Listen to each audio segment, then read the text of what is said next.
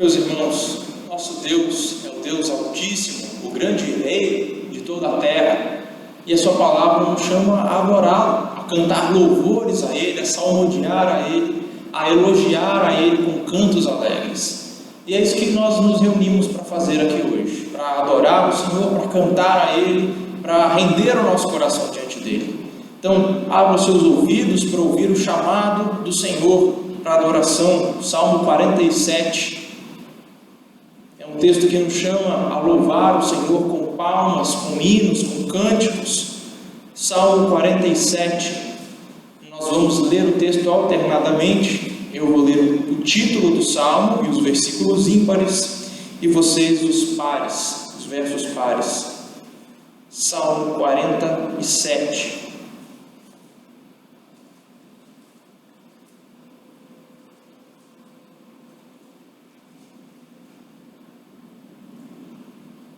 Salmo 47, uma leitura alternada, eu fico com os ímpares e vocês com os versos pares. A palavra do nosso Deus diz assim: ao mestre de canto, salmo dos filhos de Corá. Batei palmas todos os povos, celebrai a Deus com vozes de júbilo.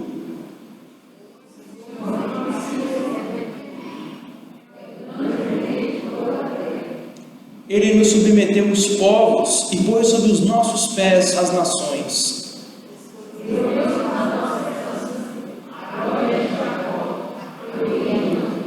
Subiu Deus por entre aclamações, o Senhor ao som de trombeta.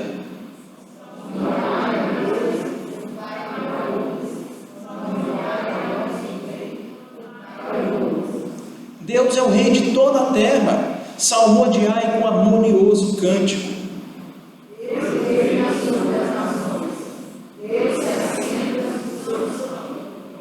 Os príncipes dos povos se reúnem, o povo do Deus de Abraão, porque a Deus pertencem os escudos da terra, ele se exaltou gloriosamente. Amém. A palavra de Deus nos chama então a cantar, a salmodiar, a bater palmas, a louvar o Senhor, e nós vamos fazer isso essa noite. Vamos fazer com alegria, com vozes de júbilo, como diz o salmista aqui, os filhos de Corá. Fechem seus olhos então, vamos louvar ao Senhor com uma oração, e depois com as nossas vozes, com o nosso cântico. Senhor nosso Deus, bendito é o teu nome, tu és Deus Altíssimo, Rei de toda a terra, tu estás assentado no teu trono, sobre todas as nações, sobre todas as autoridades, e não há ninguém neste mundo que possa se igualar a ti, Senhor. Não há nenhuma autoridade, não há nenhum rei, nenhuma potência mundial, nenhuma nação cujo poder não esteja nas tuas mãos. Por isso nós te louvamos, nós nos prostramos diante de ti, nos rendemos, cantamos louvores ao teu nome, queremos te exaltar, te engrandecer, te elogiar, Senhor. Então recebe o nosso culto, dá-nos concentração nesse momento, dá-nos foco, dedicação, para que tudo que falarmos em oração, tudo que cantarmos e ouvirmos, nós estejamos glorificando o teu nome, fazendo conforme te agrada, que seja em espírito e em verdade, que seja de coração. Então, Pai, recebe estes louvores e fala conosco por meio da tua santa palavra, nos transforma. É isso que nós pedimos e oramos em nome de Cristo Jesus, nosso Senhor, nosso mediador. Amém. Fiquem de pé, vamos cantar ao Senhor o hino 3 do nosso hinário, um hino que exalta o Senhor nosso Deus, a Trindade, a pessoa do Pai, do Filho e do Espírito Santo. Depois disso nós vamos cantar João capítulo 14, um cântico chamado Jesus é o caminho.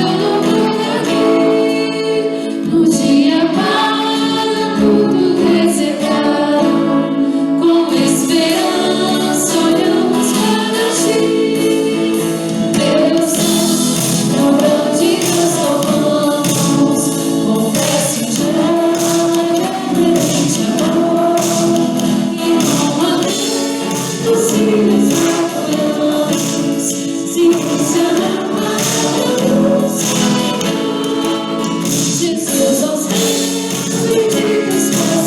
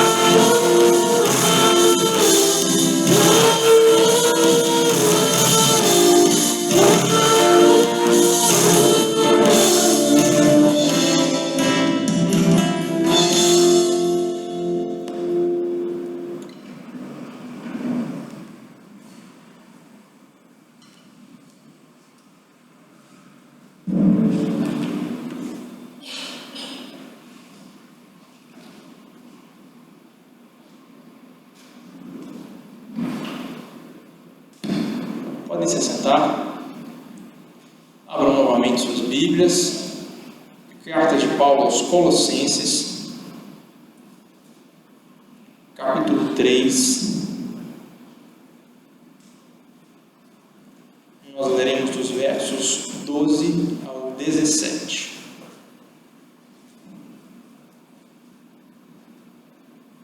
Apóstolo Paulo aos Colossenses, capítulo 3, versos 12 até o 17.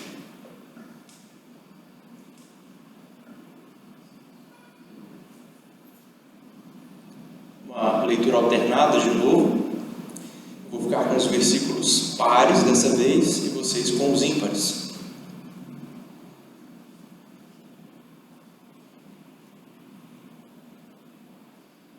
Diz assim: revesti-vos, pois, como eleitos de Deus, santos e amados, de ternos afetos de misericórdia, de bondade, de humildade, de mansidão, de longanimidade.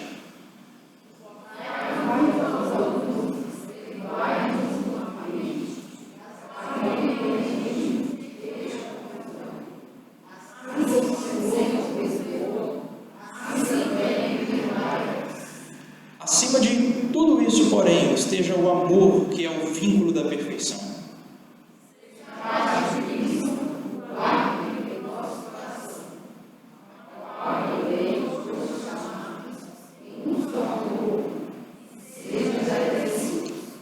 Habite ricamente em vós a palavra de Cristo. Instruí-vos e aconselhai-vos mutuamente em toda a sabedoria, louvando a Deus com salmos e hinos e cânticos espirituais, com gratidão em vosso coração.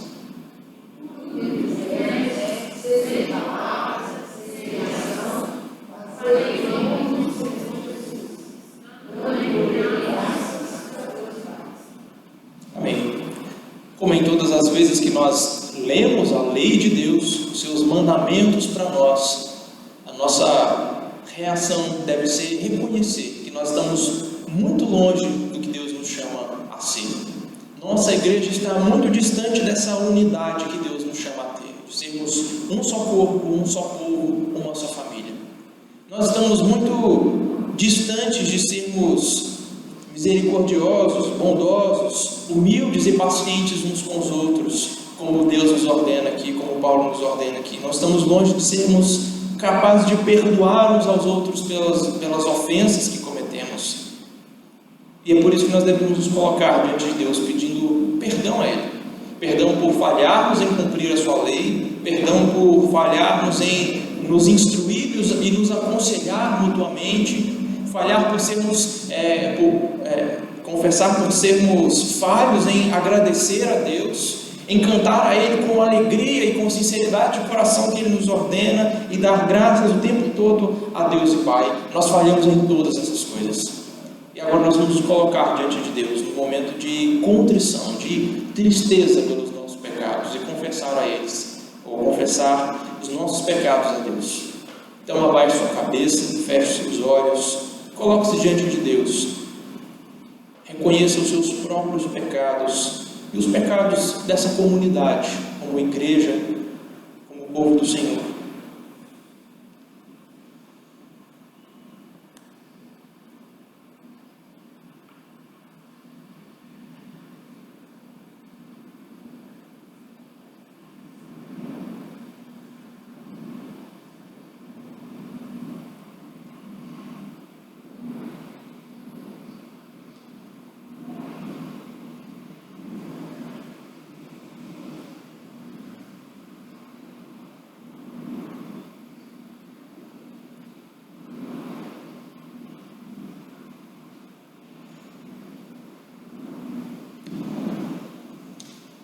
Senhor Deus e Pai, estamos diante de Ti humilhados pela Tua palavra, pela Tua lei, que nos ordena ter um modo de vida que nós falhamos em ter.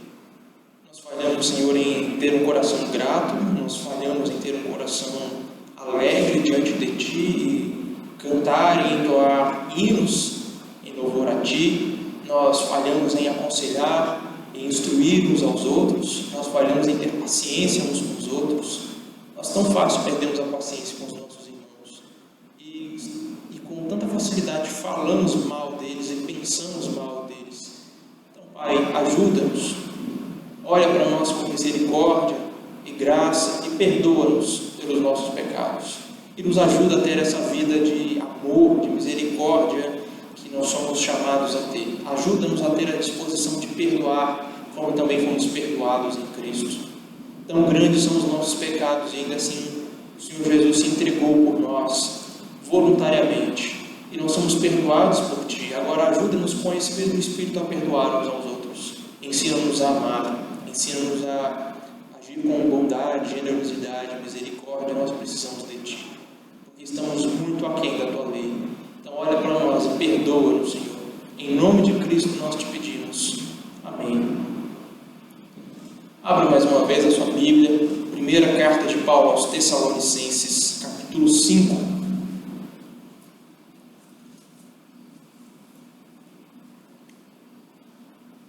A lei do nosso Deus mostra a nossa imperfeição, mas ao mesmo tempo a sua palavra nos fala das boas novas de salvação que nós temos em Cristo. E nos fala de como, apesar de nós sermos pecadores, nós temos salvação por meio de Cristo. Primeira carta de Paulo aos Tessalonicenses, capítulo 5, versículos 4 ao 10.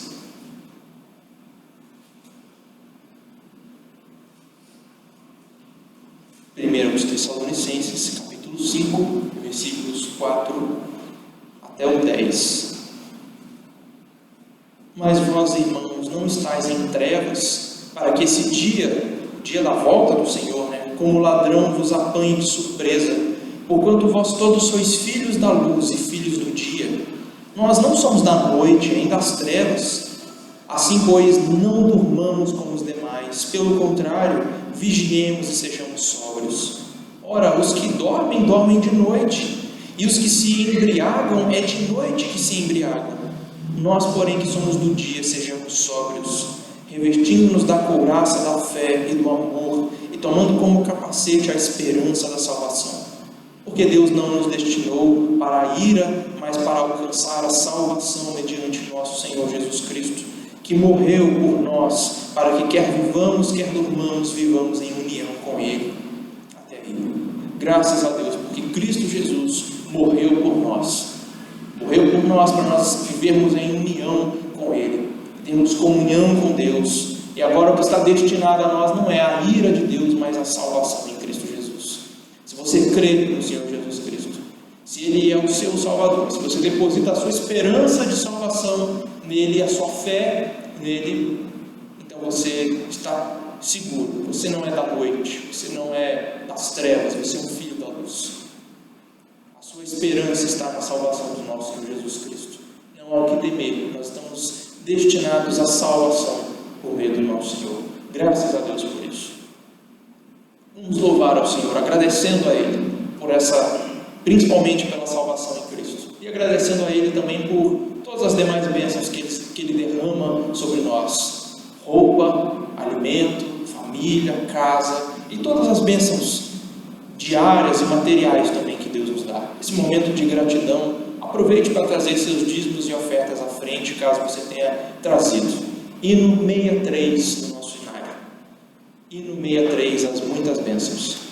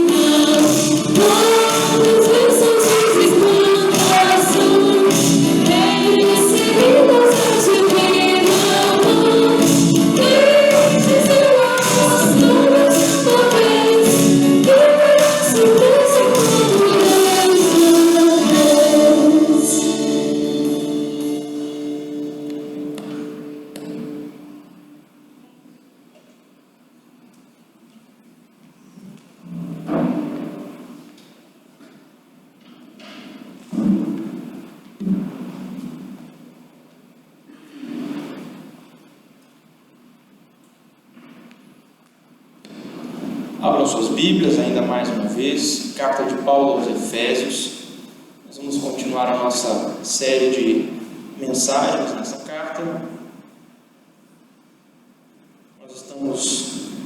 Nós paramos no capítulo 5, versículos 18 a 21. Efésios capítulo 5, versos 18 até o 21.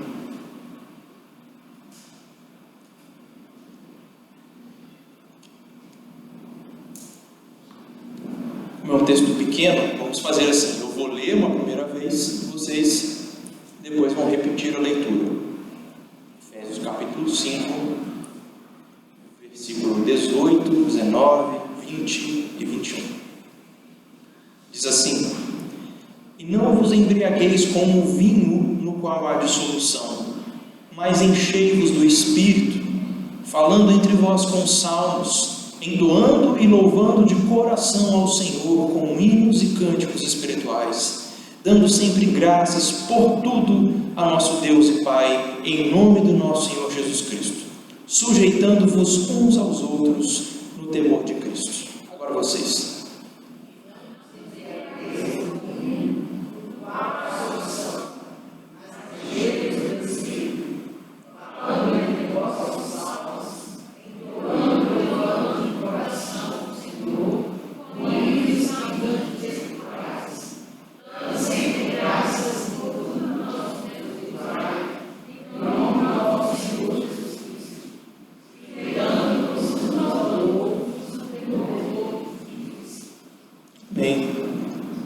Quase no final do capítulo 4 aqui de Efésios, Paulo disse para nós que nós não podemos ter o mesmo modo de vida que tínhamos antes de conhecer a Cristo. Agora que nós somos salvos em Cristo, a nossa vida deve ser diferente. Não podemos viver como antes, mas devemos ter o modo de vida que nós aprendemos de Cristo. E Paulo nos diz que esse modo de vida que nós aprendemos com Cristo é um modo de vida que se despojou do velho homem. Ele usa essa linguagem: tirar uma roupa suja e fedorenta. Ele diz é uma vida que se despiu do velho homem com suas práticas pecaminosas. É uma vida que se renova no espírito do seu entendimento e que se revestiu do novo homem. Esse novo homem é a nova natureza que nós recebemos em Cristo, uma natureza criada segundo Deus, diz Paulo, em justiça e retidão procedentes da verdade. Então, ainda no capítulo 4, no finalzinho, Paulo começa a dar vários exemplos práticos do que significa essa mudança e como deve ser essa transformação que acontece em nós. E para dar esses exemplos, Paulo usa o seguinte padrão: ele fala de práticas que nós devemos abandonar, ele fala de práticas que nós devemos assumir ou passar a ter, e ele fala do motivo para isso. Então ele dá 5 exemplos, e o primeiro deles é: deixando a mentira, fale a verdade com o seu próximo. E o motivo? Porque nós somos membros uns dos outros, nós somos uma família, nós somos um corpo. E ele continua dizendo: fiquem irados, se irem quando vocês verem injustiças e quando vocês verem exploração das pessoas, mas não prolonguem a ira de vocês, não fiquem com uma ira descontrolada e que não resolvam seus conflitos. E o motivo para vocês não darem lugar ao diabo ou a Satanás. E ele continua: não furtem mais, não roubem mais, trabalhem com as próprias mãos, fazendo o que é bom, para ter com que ajudar o necessitado. Não saia da boca de vocês palavras que prejudicam os outros, palavras que ofendem, que magoam os outros. Apenas saia da boca de vocês palavras que fazem bem aos outros, que edificam, para transmitir graça aos que ouvem. E ele continua: longe de vocês toda amargura e cólera e gritarias e toda malícia. Mas então vocês devem ser misericordiosos, bondosos e perdoarem uns aos outros como foram perdoados em Cristo. E o motivo? Para não entristecer o Espírito Santo. No texto de hoje, Paulo vai usar essa mesma dinâmica, esse mesmo padrão para dar um último exemplo prático de como é essa transformação que acontece na vida do crente. Então, ele fala de uma prática que nós devemos abandonar, que é se embriagar com vinho. Ele fala de uma prática, ele fala do motivo, que é porque no vinho há dissolução, e ele fala da prática que nós devemos assumir, que é encher-vos do Espírito, se referindo ao Espírito Santo. Então, veja aí na sua Bíblia, a partir do versículo 18, a primeira ordem que Paulo dá é: não vos embriagueis com vinho. Isso é o que nós devemos abandonar. Na cultura de Paulo, assim como nos dias de hoje, a embriaguez era muito comum, tanto nas classes mais altas da sociedade, nos seus banquetes de luxo, quanto nas tavernas dos pobres, que um equivalente moderno disso seriam bares e botecos. Isso era comum nos tempos de Paulo, como é para nós hoje. Pode ser tolerável socialmente, pode ser aceitável ficar de ressaca no dia seguinte, exagerar, perder a conta, mas Paulo diz para o cristão, isso é uma prática que deve ser abandonada. Então, exagerar no consumo de álcool pode ser comum, pode ser até aceitável, né? A nossa sociedade até tolera, desde que não traga prejuízo para outros, mas não é algo aceitável para o cristão. E ele fala o motivo disso: porque no vinho há dissolução. Essa palavra dissolução poderia ser traduzida também como inconsequência, porque trata-se ou se refere ao comportamento que demonstra falta de preocupação ou falta de pensar nas consequências dos nossos atos. É fazer o que você quer sem pensar na consequência daquilo, é falar o que dá na telha sem se importar com os resultados dos seus atos. Todos nós conseguimos facilmente identificar quando alguém está embriagado. O sujeito começa a contar piadas tolas, começa a rir de tudo, ter umas conversas, alguns assuntos atravessados. Alguns começam a cantar desafinado, outros começam a ter comportamentos indecentes, obscenos, outros ficam violentos. A influência do álcool é evidente, fica claro para qualquer um a influência da embriaguez, o poder do álcool sobre uma pessoa. E por causa da embriaguez, muita gente desperdiça os seus bens, os seus recursos, os seus relacionamentos e até a própria vida. São inumeráveis quantas famílias foram destruídas e quantas vidas foram perdidas por causa da embriaguez. E é por isso que Paulo ordena: não se embriaguem com vinho, porque nele há dissolução, há uma inconsequência, e isso não é próprio para o cristão. O crente não tem dificuldade de condenar a embriaguez, assim como não tem dificuldade de condenar a mentira, o roubo, a violência. Todos nós reconhecemos que essas coisas desagradam a Deus. O problema é que nós paramos por aí. Muitos acham que a ética que Deus exige de nós é não matar, não roubar, não beber, não fumar. O crente é reconhecido por essas coisas, né? A gente fala, não, o crente é aquele que não mata, não rouba, não joga, não bebe, não fuma, mas essa é uma ética pobre, simplória e imatura. Paulo tem nos explicado que Deus exige muito mais de nós. Não basta nós não roubarmos. É necessário nós sermos generosos e ajudar os que têm necessidade. Não adianta nós nunca termos matado alguém se da nossa boca saem palavras destrutivas, se da nossa boca saem fofocas, falar mal dos outros, fazer críticas ácidas e comentários maldosos. Não basta nós não nos embriagarmos com vinho, é necessário nós nos enchermos do Espírito Santo. Eu já vou explicar o que significa se encher com o Espírito Santo, mas desde já eu quero que você entenda que você não pode olhar para as pessoas que se embriagam e julgá-los e condená-los, sem antes olhar para si mesmo e se condenar por não cumprir o mandamento de Deus: encher-vos com o Espírito Santo. Porque não basta você não se embebedar se você não se encher com o Espírito Santo. Então, finalmente, a ordem de Paulo para nós aqui é: encher-vos do Espírito. Então nós devemos abandonar, a prática que nós devemos abandonar é se embriagar com vinho. O motivo é porque nele há dissolução. E o que nós devemos assumir naquela mesma dinâmica, naquele mesmo padrão, é nos encher com o Espírito. E o que significa isso? Encher-se do Espírito é se colocar sob a direção do Espírito, sob o governo dele. Se encher do Espírito é viver sob a influência do Espírito, sobre o comando dele, sobre o controle dele. Quando alguém se embriaga com algum tipo de bebida, o álcool controla seus pensamentos, seus sentimentos, suas palavras, suas ações, suas decisões. O álcool controla tudo na pessoa, altera completamente o estado dela. O embebedado ele está claramente sendo influenciado pelo álcool, isso é visível para qualquer um. E nessa comparação que Paulo faz, ser cheio do Espírito Santo é ser influenciado, é ser governado pelo Espírito, de tal forma que os nossos pensamentos, sentimentos, palavras, ações e decisões sejam influenciados e governados pelo Espírito Santo.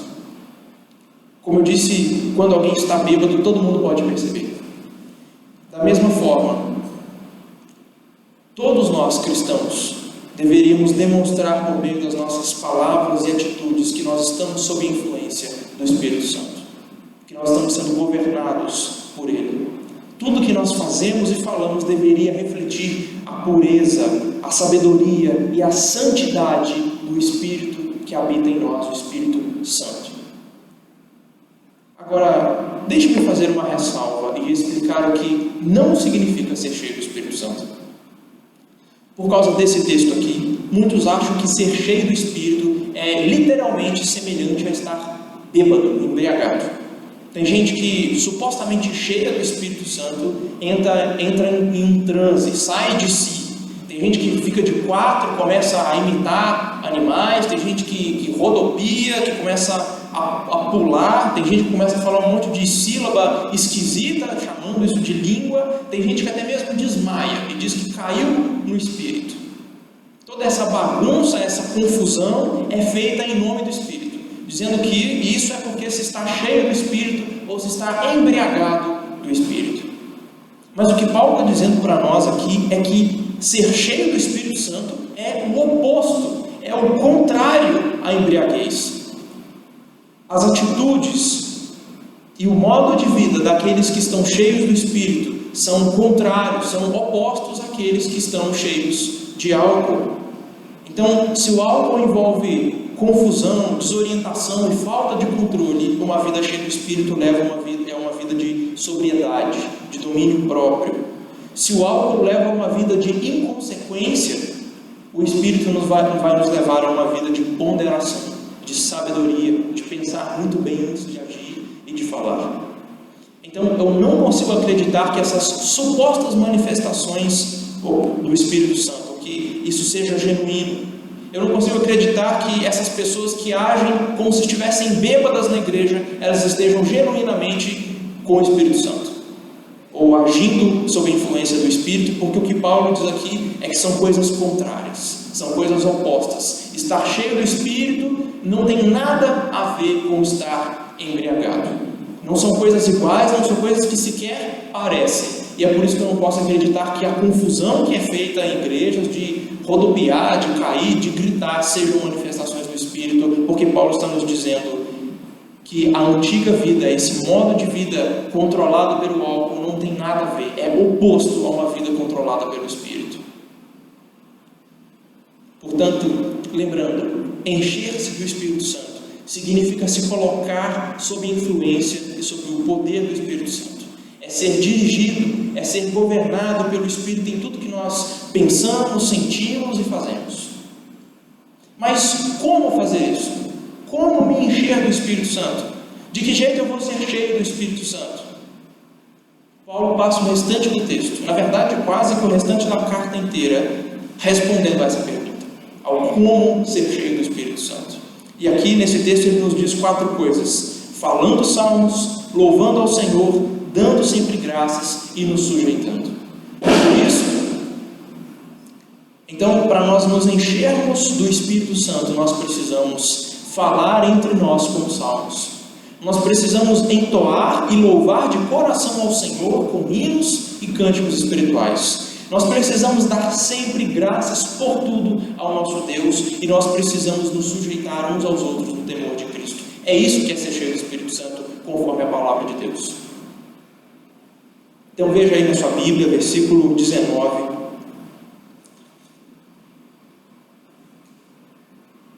O vento virou a minha Bíblia e eu perdi o versículo.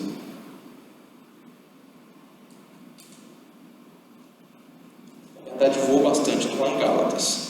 Versículo 19, a primeira forma de nós nos enchermos com o Espírito, falando entre vós com salmos. O O que o apóstolo está nos dizendo é que nós vamos nos encher com o Espírito na medida em que nós decorarmos os salmos e os recitarmos uns para os outros. E com os salmos, aqui Paulo está falando do livro dos salmos mesmo.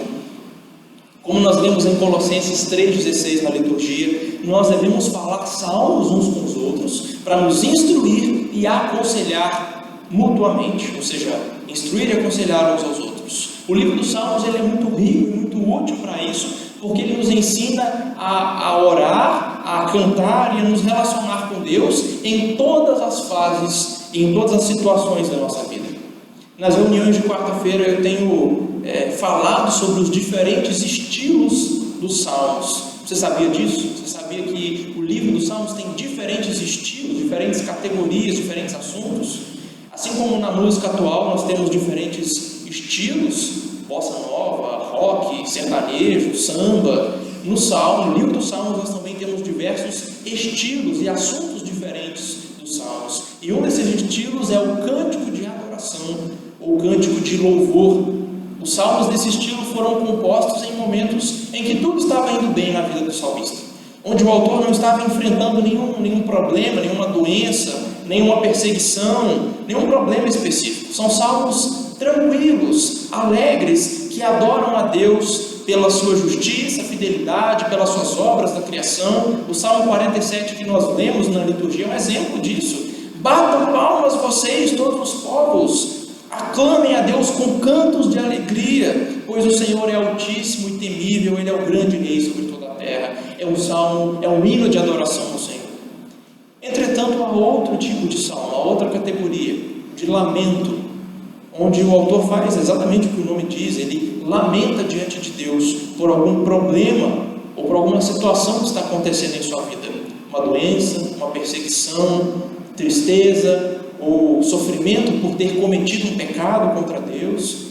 Esses são salmos onde o autor derramou lágrimas de tristeza, onde ele clamou a Deus por livramento da sua situação.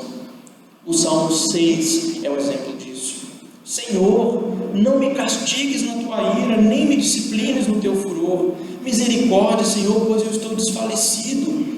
Cura-me, Senhor, pois os meus ossos tremem, todo o meu ser estremece. Até quando, Senhor, até quando? Volta-te, Senhor, e livra-me. Salva-me por causa do teu amor leal. Esses salmos, esses lamentos nos ensinam a fazer a mesma coisa quando nós estamos enfrentando essas situações. Ainda um outro gênero, um outro estilo de salmo, que é o cântico de agradecimento. Esses salmos de agradecimento, eles celebram um livramento que Deus deu, ou um perdão por algum pecado que Deus deu, uma bênção concedida, uma oração atendida. O Salmo 30 é um exemplo. Mudaste o meu pranto para uma dança, a minha veste de lamento para vestes de alegria, para que o meu coração cante louvores a Ti e não se cale. Senhor Deus meu, eu Te darei graças para todos sempre. Você percebeu que existem diferentes salmos para diferentes ocasiões da nossa vida, para diferentes sentimentos e situações que estamos passando? Esses salmos nos ensinam a passar por todas essas situações e nos relacionar com Deus em todas elas. E Deus nos ordena a usar esses diferentes salmos para instruir e aconselhar os nossos irmãos quando eles estiverem passando por essas situações. Nós devemos falar salmos uns com os outros para ajudar uns aos outros nesses momentos, e fazendo isso nós vamos nos encher do Espírito Santo. Meus irmãos, como nós falamos pouco sobre a Bíblia, nós falhamos em conversar sobre tantos outros assuntos e não falarmos sobre a palavra de Deus, sobre os salmos. Não é pecado falar sobre o clima, sobre política, futebol, sobre filme, seriado. Não é pecado falar dessas coisas. O problema é que a palavra de Deus está quase ausente nas nossas conversas. E pior ainda, muitos de nós sequer sabem a Bíblia para falar sobre ela, para conversar sobre ela. Muitos de nós não conseguem falar um salmo para o outro irmão quando ele está passando por um momento, seja para encorajá-lo, consolá-lo ou repreendê-lo, porque tirando o Salmo 23 nós não conhecemos o livro dos Salmos. Qual é a solução para isso? Leia a Bíblia, estude a Bíblia, decore a Bíblia. Não há um caminho fácil para isso. Não há um chá de Bíblia que você possa tomar e ganhar conhecimento do dia para a noite. Dedique-se. Mas pastor, eu tenho tanta dificuldade de estudar sozinho. Todos nós temos essa dificuldade em alguma medida, meu irmão. E é por isso que nós fazemos parte de um corpo, de uma igreja, onde um membro ajuda o outro, onde um membro supre as deficiências, as debilidades do outro. E nós precisamos aprender juntos. O que um tem facilidade de aprender pode ensinar para o outro que tem menos. Por isso nós podemos marcar encontros para estudar a Bíblia juntos. Já imaginou que maravilhoso seria você escolher um ou dois irmãos, fazer ali um grupinho, um trio para estudar um livro da Bíblia juntos? Que tal começar com os Salmos? Paulo está nos dizendo que nós vamos nos encher do Espírito Santo na medida em que nós falarmos os Salmos uns com os outros. A segunda coisa que Paulo nos diz aqui é entoando e louvando de coração ao Senhor com hinos e cânticos espirituais.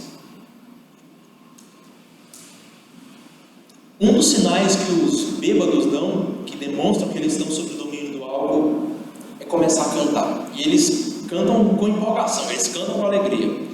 E é engraçado que Paulo nos diz aqui que uma das formas de nós nos enchermos do Espírito, ou seja, de nós sermos dominados, influenciados pelo Espírito, é cantando, é entoando e louvando a Deus de coração com hinos e cânticos espirituais, que são músicas como essas que nós cantamos na liturgia para adorar a Deus. É claro, nós cantamos não como os embriagados, nós cantamos com sobriedade, com racionalidade, mas nós somos chamados a cantar hinos e cânticos espirituais e assim nos encher do Espírito Santo. Nós fomos criados para cantar e Deus nos deu o mandamento de cantar. O Salmo 92 diz: bom é render graças ao Senhor e cantar louvores ao teu nome, ó Altíssimo. E o Salmo 96 diz: cantai ao Senhor, todas as terras, cantai ao Senhor, bendizei o seu nome, proclamai a sua salvação. Irmão, Deus quer que você cante. Você pode não saber cantar bonito e afinado, mas Deus quer que você cante mesmo assim.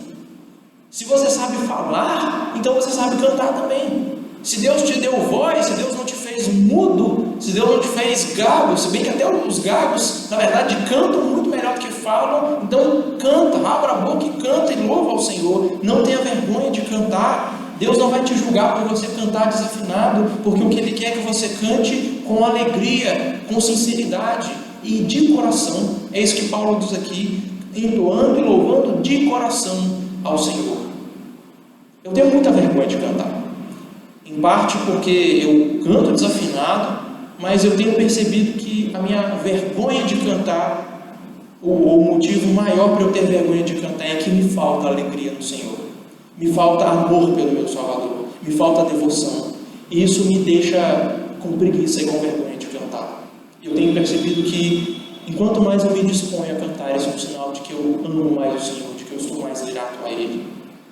Por isso, cante aqui no culto, cante na sua casa, cante lavando vasilha, cante no carro dirigindo, cante no seu trabalho, porque cantando hinos nós vamos nos encher do Espírito Santo. Mas quanto à música, alguns cuidados que você tem que tomar. O primeiro deles é com a letra. Há muita música hoje que se chama de gospel, mas que tem letras com uma teologia horrível, que falam coisas sobre Deus que a Bíblia não fala e que na música pedem coisas a Deus em que lugar nenhum da Bíblia nos ensina a pedir. Então, por mais que a melodia seja bonita, por mais que os instrumentos musicais te agradem, antes de tudo, tome muito cuidado com a letra. Cante hinos e cânticos espirituais cuja letra seja fiel ao ensino bíblico. O segundo cuidado que você deve ter é: o louvor não deve se resumir só ao secreto do seu quarto. O louvor deve começar com você sozinho na sua casa, mas deve terminar aqui, no culto solene, com o povo de Deus, cantando juntos. Não entenda mal esse grupo, essa banda que vem aqui na frente tocar. Nós não estamos nos apresentando para vocês. Nós não estamos fazendo um show. Nós estamos apenas dando tom, mantendo a afinação. Nós estamos conduzindo vocês em adoração. É isso que o grupo aqui da frente faz. O nosso público é o Senhor, é o nosso Deus. Nós cantamos para Ele, Ele é o objeto do nosso louvor, Ele é o público da nossa adoração. Por favor, não desvalorize esse momento de adoração conjunta com o povo de Deus. Olha, eu até entendo a sua ausência nas reuniões no meio da semana, eu entendo de verdade, eu sei que você trabalhou o dia todo, está cansado, mas no domingo, no dia do Senhor, o dia que deve ser separado para louvar o Senhor, para exaltar o nome dele, para estar em maior comunhão com ele, você não vai vir à igreja. No domingo, no dia do Senhor, você vai deixar de vir aqui e adorar junto com seus irmãos e cantar louvores a Deus. Não desvalorize a música, o canto, o louvor ao Senhor, principalmente o louvor em conjunto com seus irmãos, porque Paulo está nos ordenando aqui no contexto da igreja. Ele está dizendo: falai os salmos uns com os outros, submetei ou sujeitai-vos uns aos outros, cantem uns com os outros juntos louvores a Deus de coração. Então Paulo está nos dizendo: se você quer se encher do Espírito Santo, você precisa cantar, você precisa louvar o Senhor, você precisa fazer isso de coração, e tem que ser junto com seus irmãos, tem que ser de coração. E esse é o terceiro e último cuidado que eu digo para vocês: não cantem mecanicamente, não esteja aqui simplesmente mexendo a boca e não sabendo que sequer o que você está falando, sem pensar no que você está cantando. Isso pode ser feito até com boas músicas. A canção não pode ser algo automático, ela deve ser a expressão do nosso amor pelo Senhor, da nossa gratidão por Ele. Então cuidado para não estar aqui na igreja só mexendo a boca. Olha, deixa eu dizer uma coisa para vocês: presbiterianos não gostam de manifestações exageradas no culto, no momento da adoração.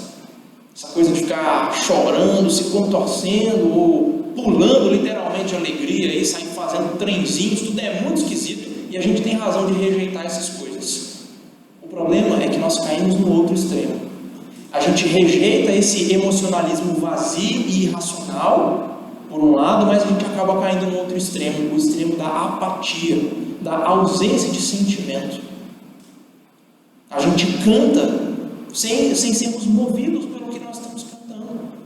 E a gente é capaz de cantar o hino 33 do nosso hinário com essa cara aqui, ó: ao Deus de amor e de imensa bondade, com voz de júbilo. Que júbilo nada, uma cara de nada. E com essa mesma cara de nada a gente canta o hino 71. Sem sofrimento te causei, ó Deus. Não está expressando sofrimento nenhum pelo pecado. E a gente canta o hino 62. Graças, graças, mil graças. Que mil? É zero de graça. Eu não estou dizendo que nós devemos nos entregar no emocionalismo no culto, mas cuidado com a apatia. Quando nós estamos cantando e a nossa cabeça está em outro lugar e nós não expressarmos de forma alguma que nós estamos louvando ao Senhor. Os nossos sentimentos estão ausentes, as nossas vontades estão desligadas, o nosso pensamento está em outro lugar. Paulo está nos dizendo: para nos enchermos do Espírito Santo, nós precisamos falar salmos uns com os outros, nós precisamos entoar e louvar de coração ao Senhor, e fazer isso junto com os nossos irmãos, sem dúvida. Esse é o contexto aqui. A terceira coisa que Paulo nos diz para nos encher do Espírito Santo: dando sempre graças por tudo a nosso Deus e Pai, em nome do nosso Senhor Jesus Cristo. Dar graças é agradecer, e a ordem é agradecer sempre e por tudo. Esse é um grande desafio para nós, porque a nossa cobiça nos atrai, nos seduz e nos faz sempre invejar o que é do próximo, querer o que nós não temos e estar insatisfeitos com o que Deus nos deu. E além de nós sermos internamente tentados pela nossa própria cobiça, externamente nós somos tentados por uma cultura muito consumista, que está o tempo inteiro nos bombardeando com propaganda e compra. Ou a nossa cultura de consumo roubou as datas comemorativas do nosso calendário para nos incentivar ao consumo. E então a gente já não usa o Natal para relembrar, celebrar o nascimento de Cristo, mas para comprar e trocar presentes. A gente já não usa mais a Páscoa para nos recordar e para festejar a morte, a ressurreição de Cristo, mas para comprar chocolate. Talvez a data mais irônica e mais absurda nisso esteja se aproximando. Na América do Norte, nos Estados Unidos, Canadá, nas Ilhas do Caribe, a quarta quinta-feira do mês de novembro é o Dia de Ação de Graças. É um dia separado é um feriado mesmo. As pessoas não trabalham nesse dia, e a ideia do feriado é que é um dia para você se lembrar das bênçãos concedidas por Deus a você naquele ano, festejar e celebrar a Deus com orações e com cultos de agradecimento a Deus pelas bênçãos que Ele nos deu. Mas a nossa cultura de consumo pegou essa data e transformou o dia seguinte na tal da Black Friday. Teoricamente é o dia em que os preços vão estar mais baixos, os preços vão estar baixinhos para você torrar todo o seu dinheirinho. E essa cultura de consumo nos leva a ficar insatisfeitos com o que nós temos, a ter a sensação de que a gente não tem bastante, que tem sempre uma coisa que a gente quer comprar, mesmo aquilo que a gente já tem, a gente quer trocar por um melhor, e nunca cessa, nunca para, a gente está sempre insatisfeito com o que tem. E isso tudo dificulta nós termos um coração grato diante de Deus e agradecer a Deus sempre e por tudo. É por isso que nós precisamos de exercícios que nos ajudem a sermos gratos a Deus. Nós precisamos agradecer a Deus pelas bênçãos, pelos boletos e contas pagas, pelas refeições que estão diante de nós na mesa, os feriados que nós comemoramos, que são cristãos, que nos lembram dessas coisas, e agradecer e louvar a Deus por tudo isso. Nós precisamos ser gratos a Deus até por aquilo que Ele não nos dá. Se nós sabemos que Ele é o Pai bondoso, todo sábio, que faz tudo para o nosso bem, se Ele não nos deu alguma coisa, é porque aquilo de alguma forma que a gente não sabe é melhor para nós. E nós precisamos entender que até os desastres dessa vida, até as doenças, contribuem para o bem daqueles que amam o Senhor Jesus Cristo. E por isso nós também devemos agradecer ao Senhor. E entender que às vezes algumas decepções com algumas pessoas nesse mundo nos levam a firmar a nossa esperança não em homens, mas no Senhor e em coisas eternas. Às vezes tristezas dessa vida nos levam a procurar consolo no Senhor, e as desgraças nos fazem encontrar abrigo nos braços do nosso Salvador. E nós devemos aprender a agradecer por todas essas ocasiões, sempre e por tudo. O hino 61 do nosso inário, ele nos incentiva a ter essa disposição que Efésios 5 nos ordena a ter. Graças pelo azul celeste do céu, mas pelas nuvens que há também que cobrem o sol. Graça pelas rosas no caminho, mas também pelos espinhos que elas têm. Graças pelas estrelas bonitas que brilham, mas também pelas noites escuras dessa vida. Graças pelo consolo de Deus que é sem par, mas também pela lágrima vertida. Graças pelas orações atendidas, mas também pela esperança que falha às vezes. O que Paulo está nos dizendo é que nós vamos nos tornar mais cheios do Espírito Santo, conforme nós agradecemos a Deus mais e mais, por tudo e sempre. Não simplesmente ter uma disposição de gratidão, que isso é muito vago, mas ativamente colocar a nossa gratidão em ação, por meio da oração, agradecendo o Senhor, por meio do nosso cântico, por meio da nossa generosidade. A última coisa que Paulo nos diz aqui sobre uma vida cheia do Espírito Santo, ou como ser cheio do Espírito Santo, é sujeitando-nos uns aos outros no temor de Cristo. O que significa a palavra sujeitar? Significa se submeter, se colocar debaixo da autoridade de alguém e se dispor a obedecer às ordens dessa pessoa que está acima de você. Essa ideia de submissão é bem desagradável para nós, para a nossa cultura moderna, principalmente porque nós temos experiências de abuso de autoridade, de autoritarismo, de egoísmo, mas o abuso de autoridade por parte de alguns não justifica a rejeição completa da ideia de autoridade. O próprio Deus organizou a sua criação com hierarquias, com indivíduos exercendo autoridade sobre outros, e as autoridades são essenciais para manter a ordem, a paz e a harmonia no mundo criado por Deus. O quinto mandamento, honra teu pai e tua mãe, reflete o princípio de que nós devemos nos submeter a todas as autoridades que Deus coloca sobre nós, das quais o pai e a mãe são a primeira autoridade. Nós já nascemos com pai e mãe com autoridade sobre nós, mas logo adiante a gente conhece outros parentes, tios e avós, pessoas mais velhas a quem nós devemos nos submeter. A gente vai para a escola quando pequenininho e tem a professora, a diretora, debaixo de quem nós devemos nos colocar como autoridade. Então nós começamos a trabalhar, nós temos patrões, nós vamos à igreja e temos diáconos, presbíteros, e nós somos chamados a obedecer a todas as autoridades. A Bíblia diz que Deus instituiu todas as autoridades, inclusive as governamentais, e nós somos chamados a nos submeter a todas elas, porque nos colocando debaixo dessas autoridades, nós estamos, na verdade, nos submetendo ao próprio Deus que colocou essas lideranças sobre nós. É por isso que Paulo, quando escreve Romanos 13, ele diz: todos devem se sujeitar às autoridades governamentais. Não há autoridade que não venha de Deus. As autoridades que existem foram por Deus estabelecidas. Portanto, aquele que se rebela contra a autoridade de alguém está se colocando como rebelde contra Deus, que instituiu aquela autoridade. Esse é um princípio que se aplica também à igreja.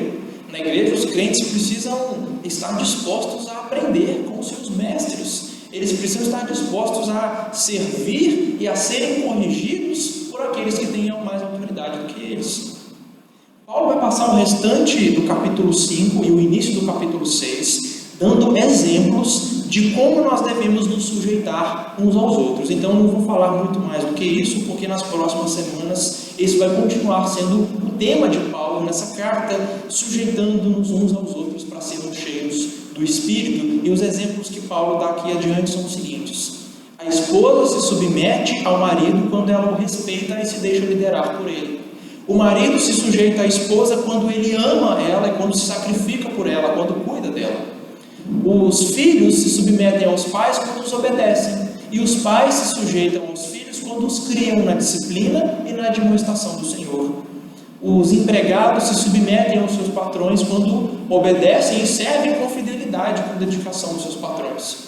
Por outro lado, os empregadores se submetem aos seus empregados quando não os tratam com maldade, com ameaças, mas quando são bondosos. E Paulo acrescenta o seguinte: sujeitai-vos uns aos outros no temor de Cristo. Isso quer dizer que nós nos sujeitamos às autoridades não porque elas merecem, mas por temor a Cristo, por obediência a Cristo, por reverência a Ele, por amor a Ele. A esposa não se sujeita ao seu marido porque ele é digno de ser autoridade, ou que ele é melhor do que ela, mas porque Cristo mandou que seja assim.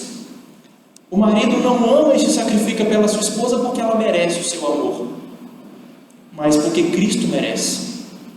Os filhos não obedecem aos pais porque os pais são exemplo de boa conduta, mas porque Deus nos manda que seja assim. Honra teu pai e tua mãe. Os empregados não obedecem aos seus patrões por medo dos patrões, por temor aos patrões, mas por medo de Cristo, por temor a Cristo. Então, o que Paulo está nos dizendo aqui é a maneira como nós nos relacionamos em casa, seja no casamento, com o pai, com a mãe, com os filhos, a forma como nós nos relacionamos no trabalho, seja com o nosso empregado, com o nosso patrão, interfere diretamente na nossa vida espiritual e no quanto nós somos cheios do Espírito Santo. Enquanto mais nós nos submetermos às autoridades que há sobre nós, mais nós seremos enchidos com o Espírito Santo. E mais o nosso lar, a nossa casa, o nosso ambiente de trabalho vai experimentar o agir do Espírito Santo por meio de nós. Nesse texto, o apóstolo Paulo nos diz que nós não devemos nos embriagar com o vinho, devemos abandonar esse tipo de prática, porque no vinho há dissolução. Não exagera, não perde a conta, não perde o controle. Desfrute, mas com muita moderação, com muito cuidado, porque no vinho há dissolução. E a prática que nós devemos assumir, que Paulo diz aqui, é nos encher com o Espírito Santo. E nós vamos fazer isso falando salmos uns com os outros, entoando e louvando ao Senhor de coração. Nós vamos fazer isso dando graças sempre e por tudo ao nosso Deus em nome de Cristo. E nós vamos nos encher com o Espírito Santo, nos sujeitando uns aos outros, às autoridades que Deus colocou sobre nós. Muitos pensam que uma igreja cheia do Espírito Santo é aquela que tem muitos aleluia e muitos glórias sendo declarados ou gritados durante o culto. Muita gente acha que igreja cheia do Espírito Santo é aquela onde se vê manifestações e coisas misteriosas, milagres e demonstrações de poder. Mas, entretanto, de acordo com a Bíblia, uma igreja cheia do Espírito Santo é aquela igreja onde há aconselhamento mútuo, onde há uma instrução mútua usando os salmos, onde a Bíblia é o assunto da conversa dos crentes. Uma igreja cheia do Espírito Santo é aquela que canta louvores ao Senhor, não necessariamente que canta mais afinado, mais bonito, mas que canta de coração, que canta em espírito e em verdade, com alegria, e que canta letras fiéis à Bíblia. Uma igreja cheia do Espírito Santo é aquela cujos membros são gratos, são agradecidos, e eles expressam gratidão, eles compartilham gratidão, eles compartilham as bênçãos. Ele diz: meu irmão, deixa eu te contar as bênçãos que Deus tem me dado, para você louvar Ele comigo. Uma igreja cheia do Espírito Santo é aquela cujos membros sabem se submeter uns aos outros, em que as mulheres respeitam o seu marido, e os maridos amam e se sacrificam pelas suas esposas. Uma igreja cheia do Espírito Santo é aquela onde os filhos obedecem aos seus pais, e os seus pais criam seus filhos com disciplina e com admoestação no Senhor, e com o ensino bíblico. Uma igreja cheia do Espírito Santo é aquela onde há gratidão, onde não fica havendo um monte de reclamação, de murmuração, de nada tá bom, chove, reclama, faz sol, reclama de tudo, nada tá bom. Uma igreja cheia do Espírito Santo é uma igreja agradecida ao Senhor. Uma igreja cheia do Espírito Santo é aquela que onde nós nos submetemos uns aos outros, onde os empregados não trabalham só quando o patrão está vendo, mas trabalham com dedicação para servir ao patrão como se estivessem servindo ao Senhor. Uma igreja cheia do Espírito Santo é aquela onde os patrões da igreja, eles não maltratam e não ameaçam os seus empregados, mas tratam eles com dignidade e com bondade. Essa sim é uma igreja cheia do Espírito Santo, conforme o ensino bíblico. É isso que nós devemos desejar, é isso que nós devemos clamar a Deus, é isso que nós vamos fazer agora. Coloque-se de pé.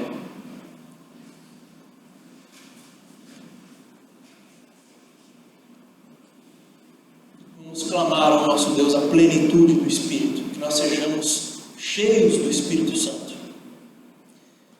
Senhor, nosso Deus, bendito é o Teu nome, Deus de toda a glória, Rei sobre toda a terra. Nós Te bendizemos em nome do nosso Senhor Jesus Cristo, com o auxílio do Espírito Santo do Senhor que habita em nós, que fez em nós morada, que tem nos transformado dia a dia. Pai, nós queremos mais da plenitude desse Espírito, nós queremos ser mais parecidos com Cristo, queremos ser influenciados pelo Espírito Santo, dominados por Ele em todas as nossas palavras, obras, sentimentos e pensamentos. Nós queremos que tudo que temos, tudo que somos e fazemos seja um reflexo da Tua glória, seja uma evidência de que nós estamos habitados pelo Espírito Santo e que estamos cheios dele. Então, Pai, enche-nos com Teu Espírito. A Tua palavra acabou de nos ensinar que o meio ordinário para nós nos enchermos do Espírito Santo é falando salmos, é cantando, é sendo agradecidos, é nos submetendo às autoridades. Então, Pai, ajuda-nos a fazer isso para que nós sejamos cheios do Espírito. Nos ensina a Tua palavra, como nós cantamos no início do culto, que o Espírito Santo aclare a Tua Santa Escritura, que avive em nós as forças da memória, porque nós queremos conhecer mais de Ti. Que esse Consolador que foi enviado em Teu nome, em nome de Cristo, nos ensine mais a respeito da palavra e nos traga à memória aquilo que nós aprendemos, para então nós nos aconselharmos, para nós nos instruirmos uns aos outros, com salmos, com toda a Tua palavra. Nos ajuda, Senhor, a amar mais a Ti, a nos devotarmos mais a Ti, a expressar isso com o nosso canto, com a música, com a nossa devoção. A música expressa a nossa devoção a Ti, nós queremos ser mais devotos, queremos amar mais o Senhor como nós cantamos também. Pai, ajuda-nos a sermos mais gratos também. Nós falhamos tanto, nós somos egoístas, somos ambiciosos, gananciosos, nós somos avarentos, Senhor, nós amamos o dinheiro, os bens desse mundo. Nos ensina a sermos gratos, a estarmos contentes com tudo que o Senhor nos dá e até mesmo com o que nós não temos. Pai, nos ensina a dar sempre graças e por tudo a Ti. E nos ensina a nos submeter às autoridades, Pai. Nós somos rebeldes sem causa. Nós não gostamos de ser mandados. Nós não gostamos de ter alguém sendo autoridade sobre nós. Nos ajuda, Senhor, a respeitar aqueles que o Senhor colocou sobre nós. Nos ajuda, nos ensina a servir. Nos ensina a baixar a cabeça. E nos ensina a ser humildes, não nos exaltar. Nos ensina a nos submeter uns aos outros, na nossa família, no nosso ambiente de trabalho, na igreja, na sociedade. Nos ajuda, Senhor, nós precisamos de Ti. Nós queremos ser cheios do Espírito. É por isso que nós estamos aqui clamando isso a Ti, Senhor. Ouve nossa oração, atende nossa oração. Nós clamamos em nome de Cristo Jesus e nós oramos como Ele nos ensinou a orar, dizendo: Pai nosso, seja o teu nome, venha o teu reino, seja feita a tua vontade, assim na terra como nos céus. O pão nosso de cada dia dá-nos hoje. Perdoa-nos as nossas dívidas, assim como nós perdoamos aos nossos devedores. E não nos deixes cair em tentação, mas livra-nos do mal, pois teu é o reino, o poder e a glória para sempre. Amém. Amém. Podem se sentar, deixe-me apenas relembrar com vocês os horários das nossas programações. Às terças-feiras à noite, as senhoras têm se reunido